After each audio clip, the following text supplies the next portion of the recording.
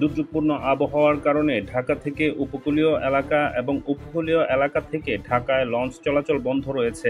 একই সঙ্গে উপকূলীয় এলাকার মধ্যে চলাচল করা ছোট ছোট লঞ্চগুলো বন্ধ রয়েছে। শনিবার বিশেষ নৌ সতর্কীকরণ বিজ্ঞপ্তিতে এ তথ্য জানিয়েছে বাংলাদেশ অভ্যন্তরীণ নৌ পরিবহন কর্তৃপক্ষ।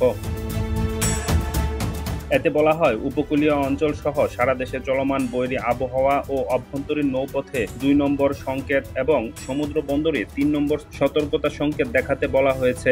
এছাড়া নদীতে প্রচণ্ড ঢেউ থাকার কারণে এবং যাত্রীদের জানমালের নিরাপত্তার স্বার্থে ঢাকা থেকে হাতিয়া এবং বেতুয়া এবং হাতিয়া থেকে ঢাকাগামী ছাড়াও ঢাকা থেকে খেপুপাড়াগামী এবং খেপুপাড়া থেকে ঢাকাগামী এই ৩টি উপকূলীয় অঞ্চলের নৌপথের নৌযান চলাচল বন্ধ রাখার ঘোষণা করা হয়েছে। এছাড়া নারায়ণগঞ্জ নদীবন্দর থেকে মুন্সিগঞ্জ, মতলব, বরিশাল নদীবন্দর থেকে বরিশাল উলানিয়া, বরিশাল কালীগঞ্জ, বরিশাল কাচারিখাল এলাকায় লঞ্চ চলাচল বন্ধ রয়েছে। ডেস্ক রিপোর্ট, নতুন সময়।